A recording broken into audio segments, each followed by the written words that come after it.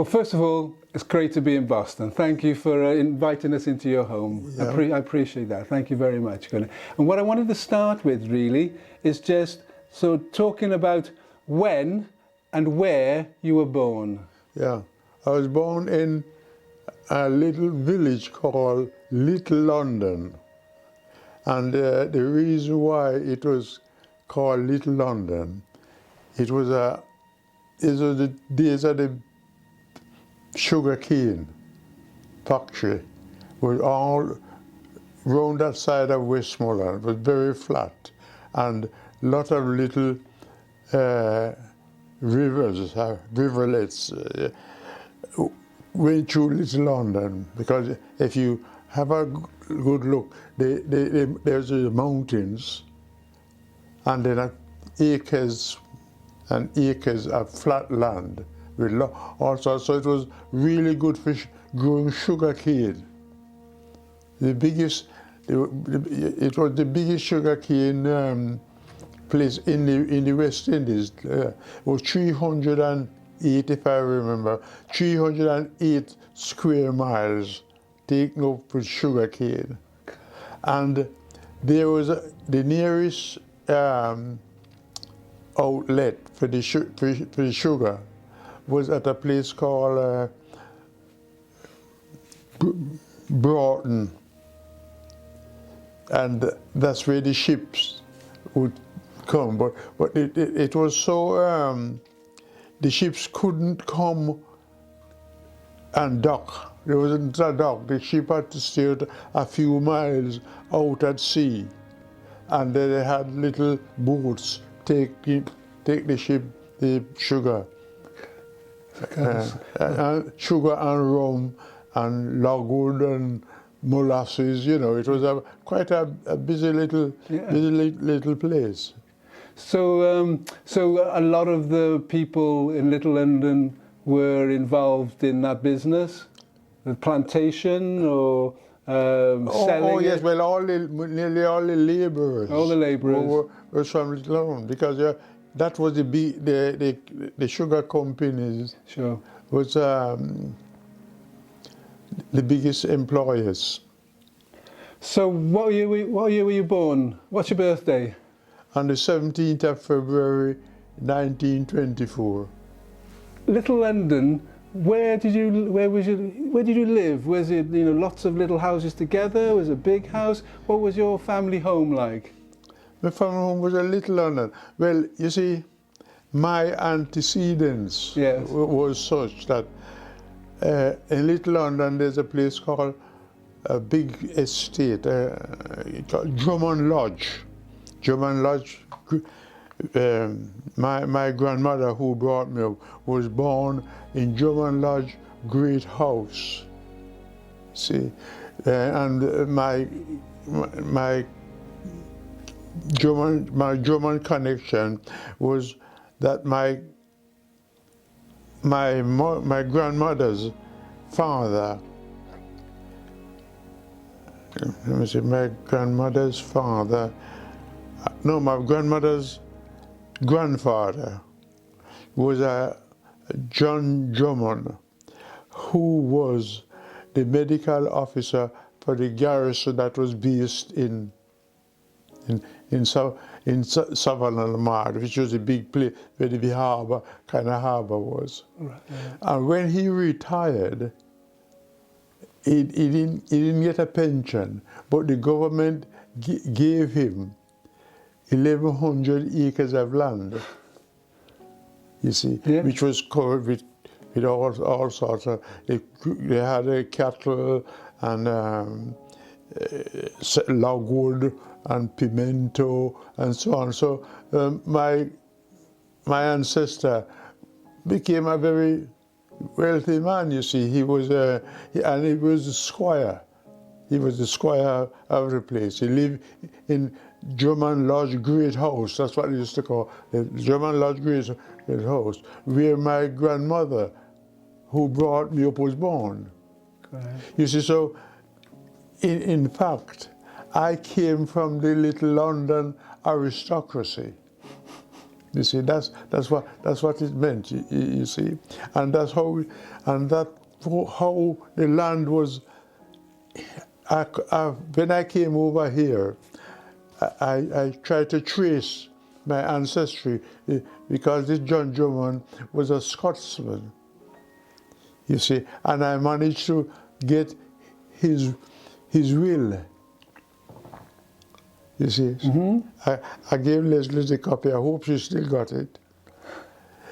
And in his will, he left the reason why I bring up his will is that he had a Scottish wife who gave him a lot of girl children. Okay. And John Drummond, he had a lot of illegitimate children, but most of them, nearly all of them, were girls. And at that time, girls couldn't inherit. So he was very keen on having boys. But he had a slave who was kind of his concubine as well. And she gave him 2 sons. You see?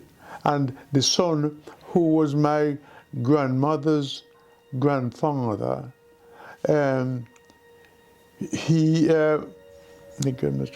that's right.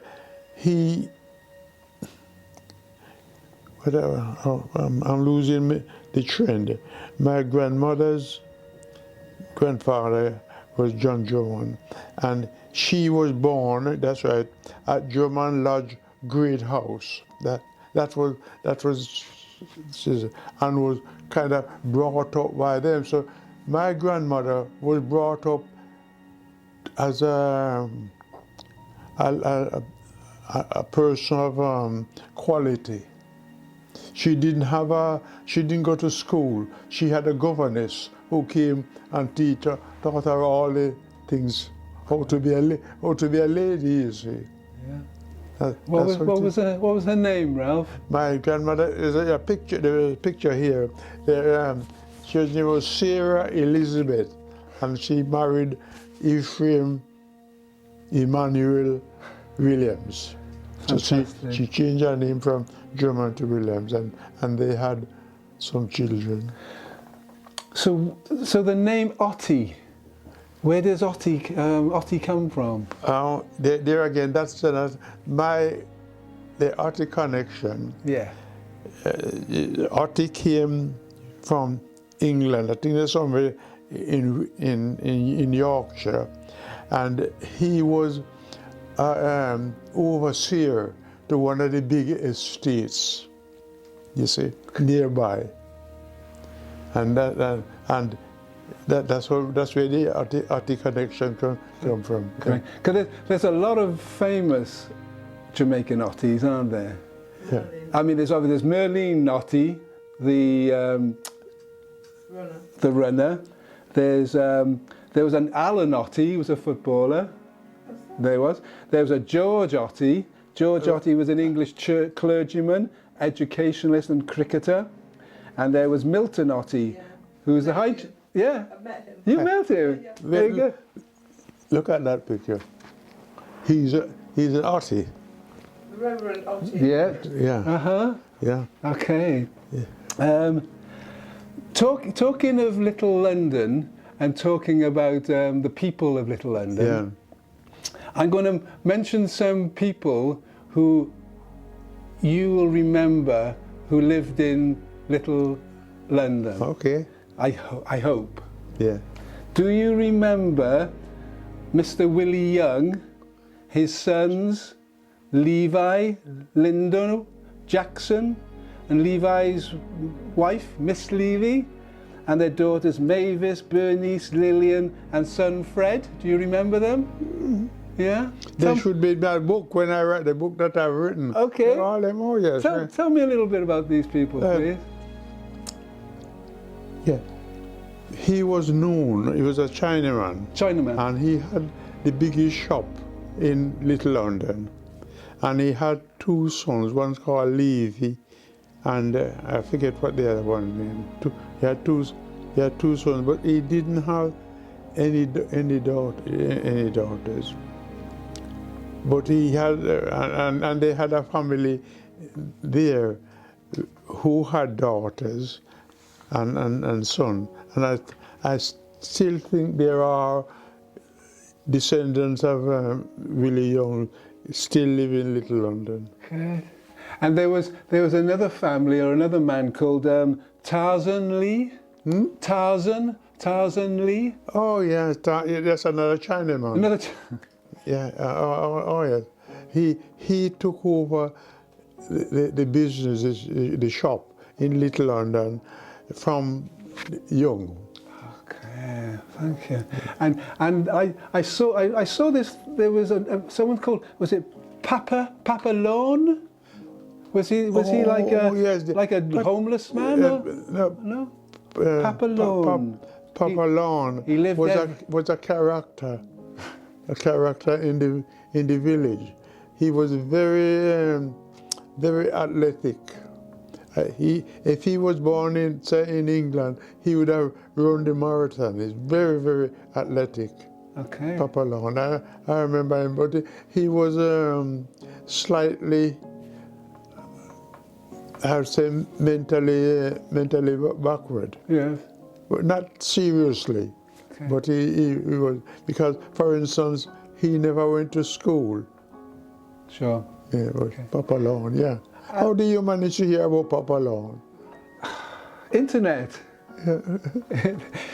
What about like the post office? Like I imagine the post office was a very significant place, very respectful. And there was a lady there called Esther. Is it Esther Tomlinson?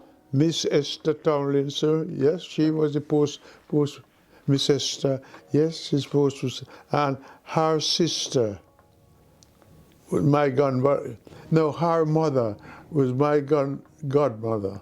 Right. Yes. Okay. Miss Esther. Yeah, and it was Ethel. There was Ethel. Ethel, was it Ethel Goldson? Ethel. Don't remember. Ethel Tomlinson, you mean? So Esther Tomlinson. Yeah. You're right. Miss Esther. And it's amazing. I mean, I think it's really, for me, it's sort of getting an idea of this community, you know. And you talked about, I wasn't aware of the sugar cane and obviously the taking it down to the docks, etc. But there's these people, you know, and these are your neighbours. These were where you grew up with. You know, you grew up with these people, you know. And there was a teacher. Was it called Jeholder Lewis? Jehoiada Lewis. Jehoiada Lewis. Yes. Oh yes. He was a teacher at a place, a neighbouring village called Broughton. Right. Jehoiada Lewis. Yeah. Yes. So I'm curious. So where does the church fit in all this? The church. Well, there was just outside Little London a place called New Hope. New Hope. The Anglican Church, which was a big church, was situated there, and it was because there was a big family near they called the Hudsons at a place called a property called New Hope, and yes. Okay. And the church was built. The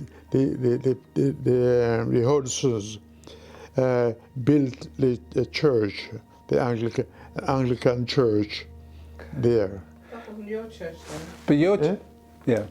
No, that's right. But your church was an Anglican church. Oh no, it? we were Methodist. Oh yeah, yes, we were Methodist, and our church was in the centre of Little London, while the Methodist church was built by the Hudsons on their property. Right. Okay. And where was the Wesleyan church? In Little London. Next, I was born just a few hundred yards from the Wesleyan church. Okay. At a little rising in the called Wesleyan Hill. Okay. You know, not much of a hill, but at that time, lorries and so on And then I had to pull up to go up to Western Hill. But hills look bigger. When you're 5 or 10 years old, hills look bigger. When you go back and you look at those hills, you go, not as big as I thought. But it wasn't so big at all. So school, what did you do for school? Where did you go to school? Oh yes. I've been, sometimes when I sit down and I'm thinking about the past, I did very, very well at school. But I found out, when I'm thinking back, that perhaps one of the reasons why I did so well at school, I was very bright as a little boy, very bright. And the headmaster of the school, you're supposed to start at 7. But the headmaster said, well, he's too bright to, when I was 5, he took me on at school. So while some of the children had 8 years at school, I had 9. You see, because instead of going at 7, I started at 5.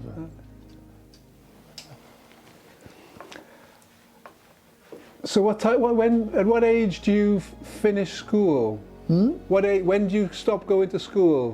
What age? I left Little London School when I was 16 and a half years old. Okay.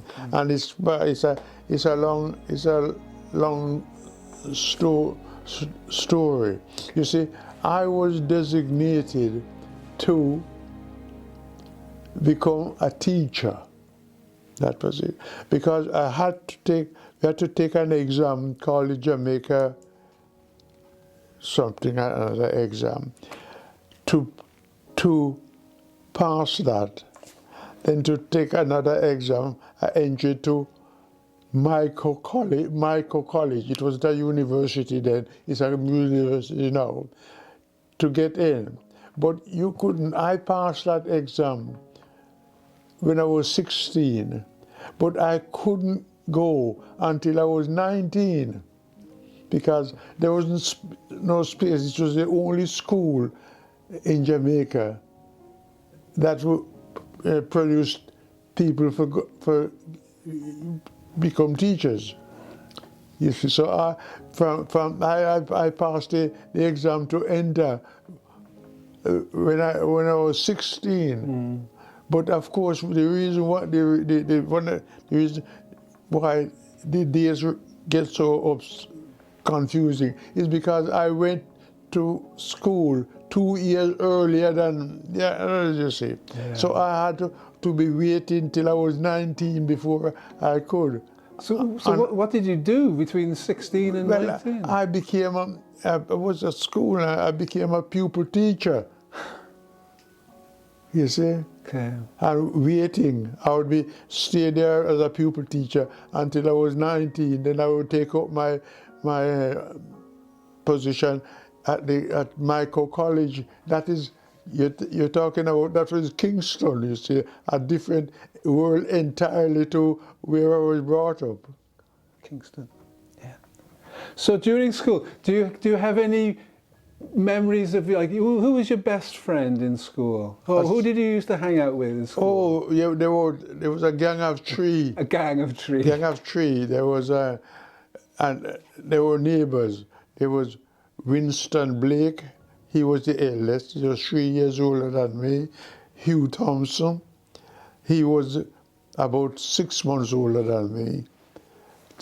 So we had a gang of 3.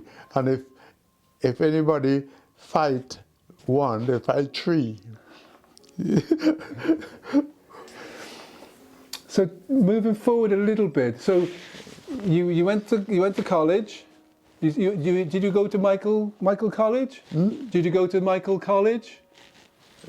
Did you go to teach? Michael. No, couldn't get. You couldn't get in. No, because I was 16. I see. I could, if it was just on merit, I could have gone there. But then you can't wait. Yeah, there's no space. You see, there's very few people. So at 19 or 20, what did you do for work? Huh? What did you work?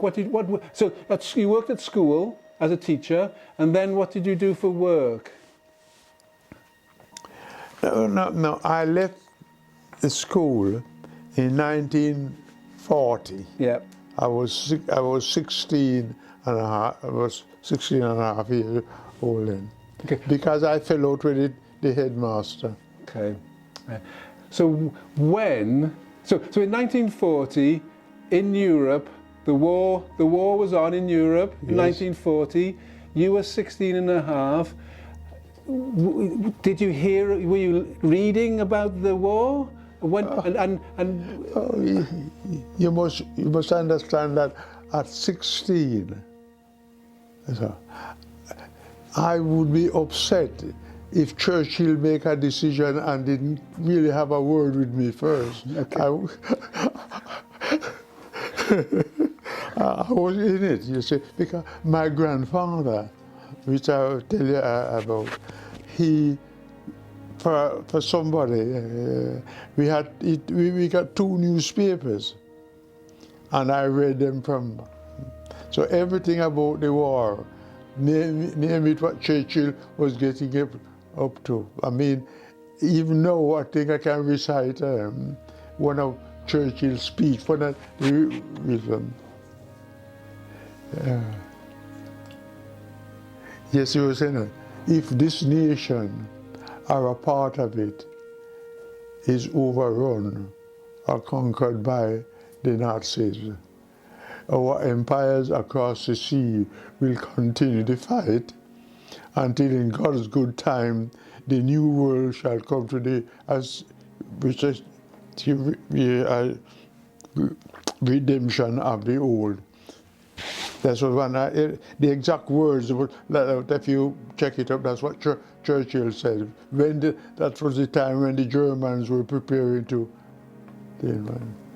so you're reading the newspapers from the front page to the back page. Yes. You feel like you've got this connection with Churchill. When did you make that decision to sign up, to volunteer? How did that happen? Oh yes, I made the decision to join the RAF when Churchill made a speech about the few. That famous speech. Yeah.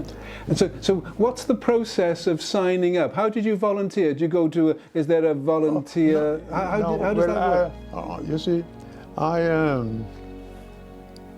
had it at the back of my mind all the time. You see, I had to be involved in the war, one way or the other. So I put away any thought of going to, I didn't tell my grandparents that, but I wasn't going to go to college. I was going to go to war.